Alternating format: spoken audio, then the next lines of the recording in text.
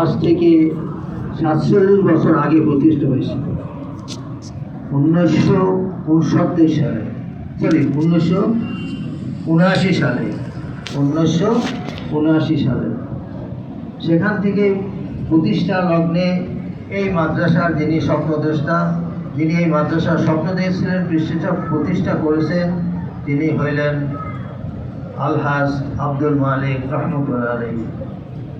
তিনি আজ থেকে 23 বছর আগে দুনিয়া হইতে বিদায় হয়েছেন। আল্লাহ রব্বুল ইজ্জতের অশেষ মেহেরবানি যে আল্লাহ রব্বুল ইজ্জত তার এই প্রচেষ্টাকে কবুল করেছেন এবং তার ধারাবাহিকতায় আল্লাহ তাআলা এর উত্তরের একে আল্লাহ তাআলা কবুল করে একে বৃদ্ধি করেছেন। একে একটা আজ আলহামদুলিল্লাহ আজকের এই দিনটা এই মাদ্রাসার জন্য একটা স্মরণীয় দিন। এই দিনটা মাদ্রাসা তার পরিপূর্ণতা পেয়েছে আজকের দিনে। বলি কেন? বলে পরিপূর্ণতা এই জন্য এই মাদ্রাসার নিজস্ব কোনো জমি ছিল না, কোনো ভবন ছিল না, কোনো প্রতিষ্ঠান ছিল না, তার নিজস্বভাবে করার মতন কোনো ব্যবস্থাপনা ছিল না। আল্লাহ রাব্বুল ইজ্জত অশেষ মেহেরবানি, অশেষ করুণা, অশেষ দয়া, তিনি এই মাদ্রাসাকে আল্লাহ রাব্বুল ইজ্জত করে দিয়েছেন, প্রতিষ্ঠা করে দিয়েছেন। সেখানে সমস্ত ব্যবস্থাপনা আল্লাহ তাআলা করে দিয়েছেন। আলহামদুলিল্লাহ, আল্লাহ দরবারে শুকরিয়া আদায় করার মতন যোগ্যতা আমার নাই, আমি পারব না। আল্লাহ তাআলাই করে দিয়েছেন। আমিন বাজারে সেখানে আমাদের মাদ্রাসা আজকে পরিপূর্ণভাবে একটা প্রতিষ্ঠান কমপ্লেক্স, সেখানে মসজিদ, সেখানে মাদ্রাসা, সেখানে মাদ্রাসার ছেলেদের জন্য খেলাধুলার ব্যবস্থা, সব কিছুই আল্লাহ করে দিয়েছেন। এটা আল্লাহর অশেষ মেহেরবানি, এটা আল্লাহই করে দিয়েছেন। আল্লাহ না করলে আমাদের কোনো সাধ্য ছিল না, আমরা করতে পারতাম না। কেননা তার উদাহরণ কি? বলে কেন উদাহরণ কি? বলে আমাদের ক্ষুদ্র চেষ্টা দ্বারা যা হওয়ার না তাই হয়েছে।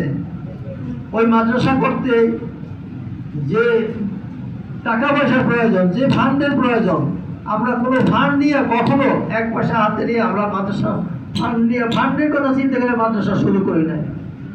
আমরা যখন যে অবস্থা আসছে, যত টাকা লাগছে আল্লাহ তাআলা ব্যবস্থা করে দিয়েছেন। সাথে আমরা দেখছি কোনো ব্যবস্থা নাই, আল্লাহ তাআলা ব্যবস্থা করে দিয়েছে। একদিনের জন্য কখনো কোনো কাজ বন্ধ ছিল না বা কাজ করা হয় না, এরকম কোনো দিন যায় না।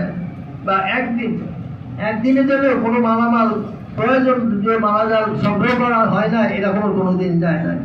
সুতরাং এই মাদ্রাসাকে সম্পূর্ণ আল্লাহ তাআলা তার নিজের রহমত দ্বারা, তার মেহেরবানি, তার করুণার দ্বারা প্রতিষ্ঠা করে দিয়েছেন। আজকে সেই মাদ্রাসা পরিপূর্ণতার দিন।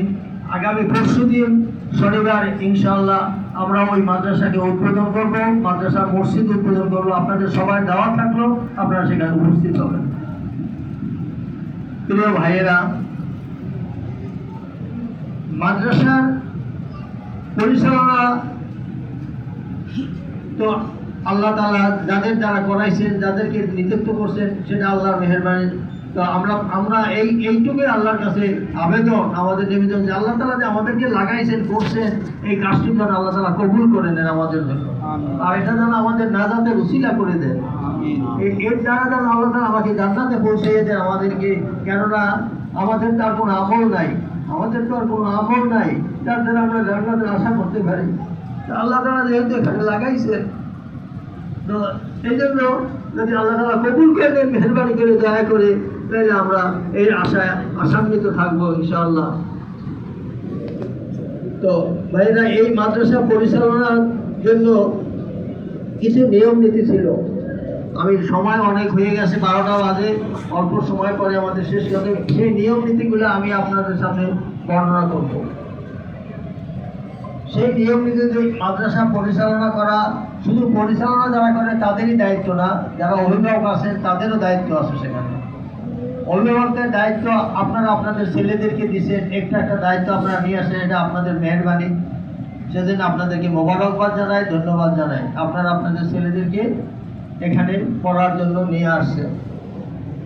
কিন্তু আমরা যে সিস্টেমে এখানে পড়াশোনা করাইতে চাই, আপনারা যদি মেহরবানি করে আমাদের সেই সিস্টেমকে পরিপূর্ণভাবে গ্রহণ করেন, তাইলেই আমাদের পক্ষে সম্ভব হবে আমাদের এই মাদ্রাসাকে সুষ্ঠুভাবে পরিচালনা করার জন্য। আমরা প্রোগ্রাম নিছি যে আমরা এই নুরানি মাদ্রাসাকে বিশ্বের মুখে একটি আদর্শ মাদ্রাসা হিসাবে যাতে প্রতিষ্ঠা করা যায়, সেই চেষ্টা আমরা করতে থাকবো। আল্লাহ তাআলার রহমত এবং দয়া মেহেরবানির উপর ভরসা রেখে, আল্লাহর উপরে ভরসা রেখে, আমাদের আর কোনো ভরসা নাই, ভরসা একমাত্র আল্লাহ। এই জন্য আমরা আল্লাহর উপর ভরসা রেখে আমরা এই কাজটা করার জন্য আমরা উদ্বুদ্ধ হয়েছি। আমরা দোয়া করি, আপনাদের কাছে দোয়া চাই, আল্লাহ যেন আমাদের এই প্রচেষ্টাকে কবুল করেন, যে বিশ্বের ভিতরে যেন এই মাদ্রাসাটা একটা অন্যতম মাদ্রাসা হয় এবং এটা যেন একটা সঠিক পদ্ধতিতে যেরকম মাদ্রাসা পড়াশোনা করলে ছাত্ররা আলেম হবে, দিনদার হবে, শুধু আলেমই হবে না, তারা দিনদার হবে, আমলওয়ালা হবে, আখলাকওয়ালা হবে এবং তারা দিনের ধারক আর বাহক হবে। তারা সমস্ত দুনিয়ার মানুষের কাছে দিন কিনিয়া ফিরবে, দিন তাদের মাঝে দিবে। সেই প্রচেষ্টাই আমাদের একমাত্র প্রচেষ্টা। এই উদ্দেশ্যেই আমরা এখন মাদ্রাসাকে পরিচালনা করব। এই পরিচালনার জন্য আপনাদের সহযোগিতা আমাদের অত্যন্ত দরকার। একজন আলেম হইল কিন্তু সে দিনদার হইল না, সে দিনের উপরে চললো না, তার আলেমের কি দাম হইল? একজন হাফেজ হইল, সে তার হেফজকে শেষ রাখলো না, তার হেফজ মতো সে চললো না, কি হবে এই হাফেজ সব দ্বারা?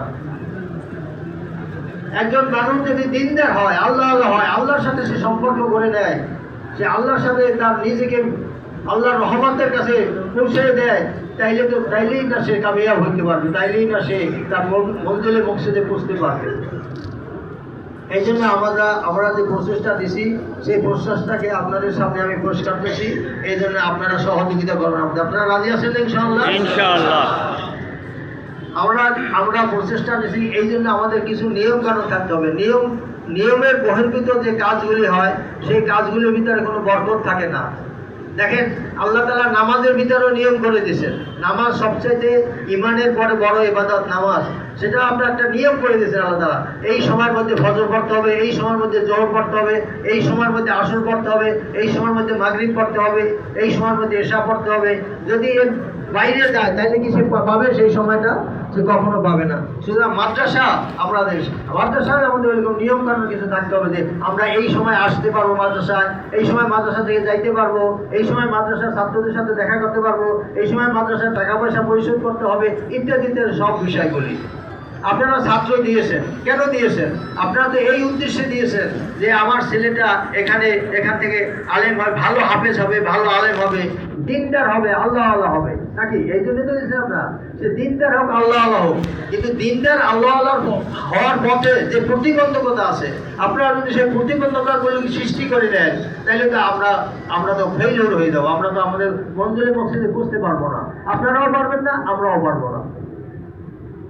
দেখা গেছে যে ছেলের গার্জিয়ান যত কম মাদ্রাসায় আসছে ছেলের সাথে দেখা করতে, ওই ছেলে তত ভালো রেজাল্ট করছে, পরবর্তীতে সে এই দিনের এক উচ্চ শিখরে লেখাপড়ার দিকে পৌঁছে গেছে, আল্লাহ হয়ে গেছে। আর যে ছেলের গার্জিয়ান বারবার আসছে, ডেইলি 2 বার আসছে, 3 বার আসছে, ডেইলি আসছে, আইসে বসে থাকছে, ওই ছেলে কিচ্ছুই হইতে পারে না। এই মাদ্রাসার থেকে সে বাইর হইতে পারে নাই। দুঃখের বিষয়, আপনারা এখানে টাকা পয়সা দিয়ে খরচ করতে, আপনারা আসছেন যে দেশে, যদি আপনাদের সেই একটু আশা দেওয়ার জন্য আপনার ছেলেটার এরকম জীবনটা নষ্ট হয়ে যায়, এটা আপনার জন্য কত দুঃখজনক হবে। ভাই এদিকে দেখি, ওইদিকে তো নাই, কথাটা শুনি ভাই। কি ভালো লাগছে? না লাগলে আমি বলবো যে না, ভালো লাগে না, বন্ধ করে দিই। আপনারা এই কথা শুনেন, আমার কথাগুলা আপনাদের শুধু নির্দিষ্ট শোনা, বাকি তো যা কিছু নসিহতের কথা ওলামা হযরতরা বলছেন, আরো বলবেন, সব আপনারা শুনতে পাবেন। তো আমরা এই জন্য আপনারা আশা দেওয়া, মাদ্রাসায় যত কম করবেন আপনারা তত ভালো হবে। আমরা একটা নিয়ম করে দিয়েছিলাম, আপনাকে কার্ড করে দিয়েছিলাম, এমনকি কার্ড করে দিয়েছিলাম যে আপনারা এই বক্তব্য বিভাগ এই 2 দিন আসতে পারবেন, হেফজখানের বিভাগ এই 1 দিন আসতে পারবেন, ইত্যাদি ইত্যাদি। আমরা তো এখানে শুধু বক্তব্য বিভাগ। আর মাদ্রাসার আমাদের উদ্দেশ্য, আপনারা কেউ বলছেন যে মক্তব আর হেফজখানাই আমাদের মাদ্রাসার মূল উদ্দেশ্য। তেজগাঁও নুরানি মাদ্রাসার মূল উদ্দেশ্য হলো মক্তব আর হেফজখানা। মক্তব হেফজখানা কেন মূল উদ্দেশ্য? মক্তব হেফজখানা মূল উদ্দেশ্য এই জন্য আমাদের হাজী সাহেব রহমতুল্লাহ বলতেন যে যদি একটা ছেলের ভিতরে কোরআনকে ঢুকিয়ে দেওয়া হয়, কোরআনের নূরকে ঢুকিয়ে দেওয়া হয়, কোরআনের এলেমকে তা ঢুকিয়ে দেওয়া হয়, তার গলা পর্যন্ত কোরআন দিয়ে দাও, সে এই কোরআনের নূরে, কোরআনের এলেমে, কোরআনের মহব্বতে সে দিনদার হয়ে একদিন ফেরিয়ার কবরে যাবে। আপনার ছেলে যদি কোরআনের নূরই না ঢুকাইতে পারলো, কোরআনের মহব্বতই না পাইলো, কোরআনকে যদি সে গ্রহণই না করতে পারলো, তাহলে কি লাভ হবে বলেন? সুতরাং আমার অনুরোধ থাকবো আপনাদের কাছে যে আপনারা আপনাদের ছেলেদেরকে দিয়েছেন, আপনারা যত কম যাতায়াত করবেন তত আপনার ছেলে ভালো পড়াশোনা করতে পারবে, তত সে ভালো হবে, সে ভালো আলেম হবে, ভালো হাফেজ হবে, যোগ্য আলেম হবে। আপনারা ভর্তির সময় আমরা হেফজখানায় আমরা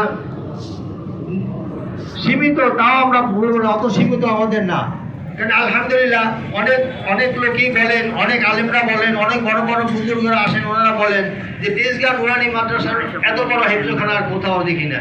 কারণ আমাদের 2 সেকশন মিলাইয়া, আমিনবাজার এইটা মিলাইয়া প্রায় 1000 ছাত্র হেফজ করে প্রতি বছর। গত বছর আমরা দেখছি যে সেখানে 115 জন ছিল শুনানি গ্রুপে, যারা যারা হেফজ করিয়া শুনাইতে গেছে। এখন এই শুনানি গ্রুপের ভিতরেও কিছু ছেলে যারা এরকম পড়াশোনা সঠিকভাবে করে নাই, কিছু ছেলে বাদ করে গেছে। 87 জন ছেলে বিভাগে পরীক্ষা দিছে। এই 87 জন ছেলের ভিতরে 85 জন ছেলে মমতাজ হয়েছে। কতজন ছেলে মমতাজ হয়েছে? স্টার মার্ক হয়েছে। আর একজন ছেলে, 2 জন ছেলে ফার্স্ট ডিভিশন পাইছে, একজন ছেলে সেকেন্ড ডিভিশন পাইছে এই 87 জন ছেলের ভিতরে। এই বছর আলহামদুলিল্লাহ 152 জন, 152 জন হুজুর, 152 জন ছেলে এই বছর আমাদের শুনানি গ্রুপে আছে। 152 জন আলহামদুলিল্লাহ। 152 জন হলে এবছর তো ইনশাল্লাহ 125 থেকে 30 বা আরো বেশি 40 জন ছেলে বিভাগে যাবে। আর আমরা তো ততক্ষণ পর্যন্ত কোনো ছেলেকে হাফেজ হিসাবে স্বীকৃতি দেই না মাদ্রাসা থেকে, যতক্ষণ পর্যন্ত না ওই ছেলেটা ভালো হেফজ করিয়া ভালো শুনানিতে ভালো রেজাল্ট করে। অন্যান্য মাদ্রাসা আছে যে ছেলেই খালি হেফজ শেষ করছে পাগড়ি দিয়া হাফেজ সাহেব করে বিদায় করে যায়, কিন্তু আমরা তা দেই না। 5 বছর থাকলেও তা দেই না, না তা হবে না। আমাদের দৃষ্টিতে আপনি হাফেজ সাহেব হইতে হবে, বিভাগে পরীক্ষা দিয়ে আসতে হবে, সেখানে ভালো রেজাল্ট হবে, তখনই আপনি স্বীকৃতি পাবেন, হাফেজ সাহেব হিসাবে স্বীকৃতি পাবেন।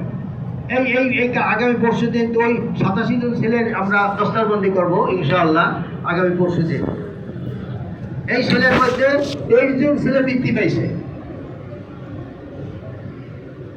23 জন ছেলে বৃত্তি পাইছে, তারা বৃত্তির টাকাও পাবে।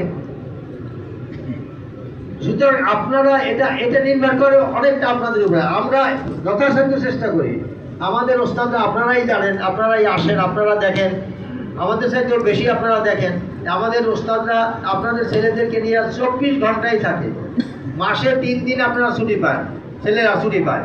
যদি আপনারা অতিরিক্ত ছুটি না দেন 3 দিন, তাও আমরা এখন বন্ধ করে দিয়েছি।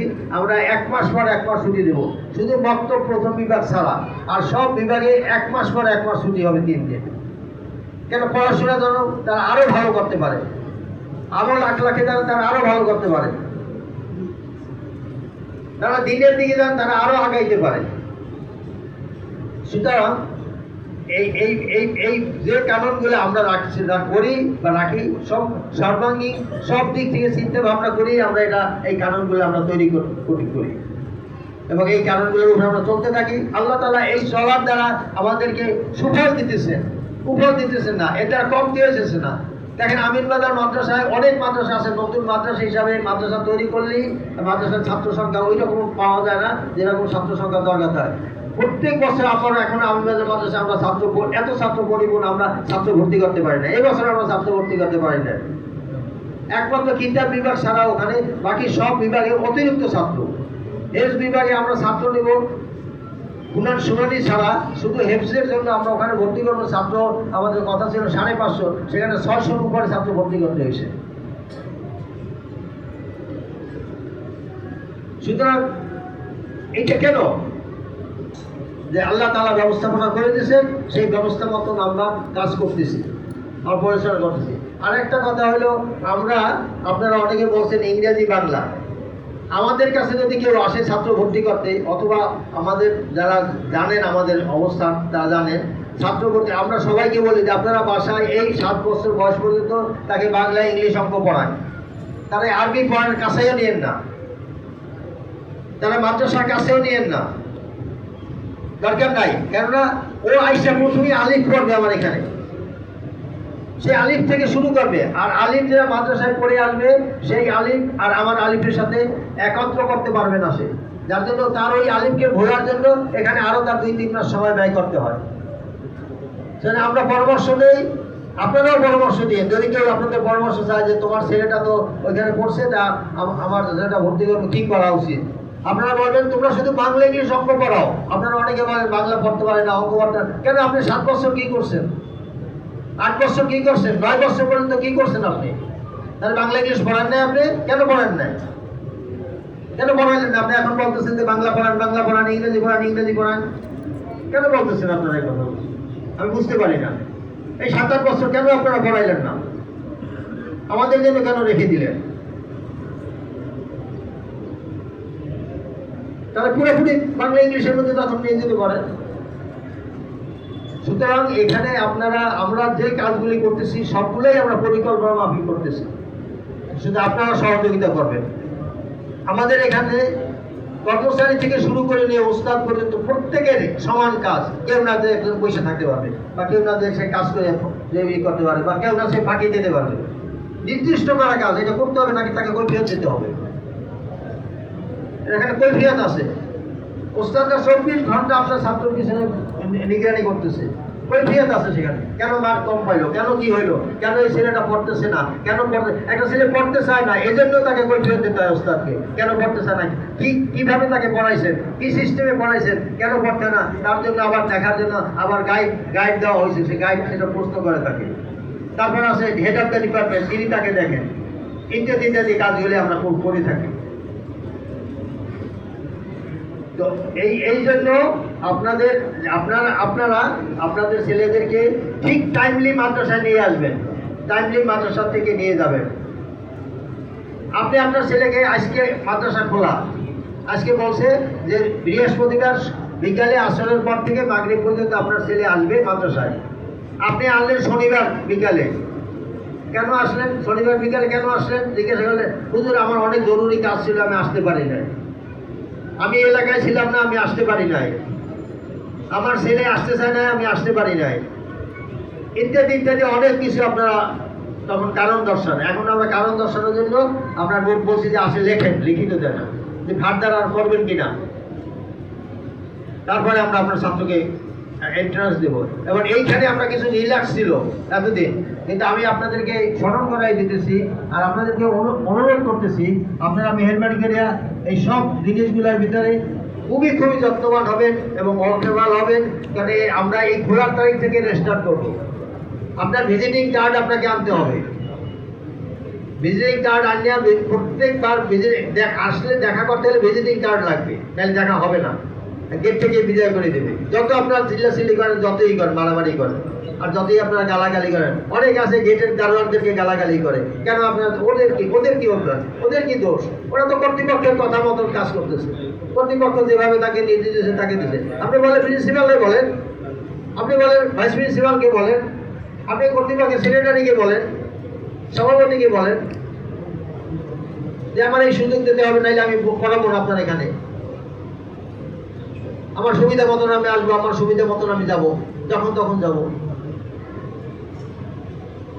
আমি কামরাঞ্জিকর মেজবাসা হুজুরের ওখানে আমার ছেলে পড়তো, আমি গেছি দেখছি, উনি বলছে ছাত্রকে বিবাহের অনুষ্ঠান, বোনের বিবাহ, বলছে যে আপনি মাদ্রাসা ছুটিতে কেন দিলেন না, বোনের বিবাহের তারিখ মাদ্রাসা খোলা অবস্থা কেন দিলেন? ছুটি হবে না, আপনি জানেন না মাদ্রাসা খোলার তারিখ? আমরা ক্যালেন্ডার করে দিয়েছি আপনাদেরকে, সব তারিখ সেখানে দেখাই দিয়েছি আমরা, এই তারিখে ছুটি, এই তারিখে পরীক্ষা, এই তারিখে অমুক, এই তারিখে তমুক, সব কিছু আমরা দেখাই। আপনাদের প্রত্যেকের ক্যালেন্ডার পাইছেন না আপনারা সবাই? ক্যালেন্ডার সব প্রত্যেকের ক্যালেন্ডার আছে, ঝুলাই রাখেন, ওই ক্যালেন্ডার অনুযায়ী আপনারা আসেন। তা তো আপনারা করবেন না, করেন না, আপনারা ইসলামাফিক করেন না, ইসলামাফিক আইসা এখানে হুলস্থুল করেন, এটা ঠিক হবে না, এটা ঠিক না।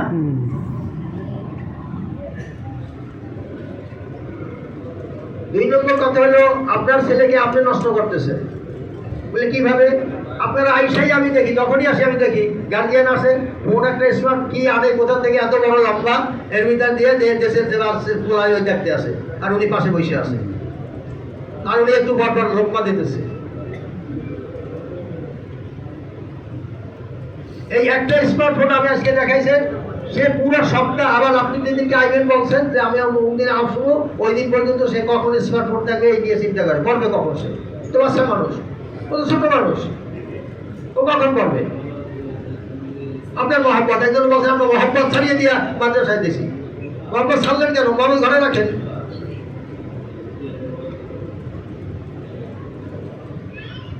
হাফিজ হুজুরের কথা জানেন না আপনারা?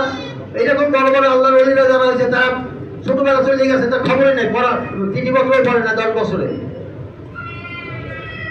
তাতে হিস্ট্রি পড়েন, তাহলে বুঝতে পারবেন। সদর শাহ হুজুরের হিস্ট্রি পড়েন, বুঝতে পারবেন যে তারা কি করছে তার লেখাপড়ার জন্য, আর আপনি কি করতেছেন আপনার ছেলে লেখাপড়ার জন্য। তার সাথে তো মিলান।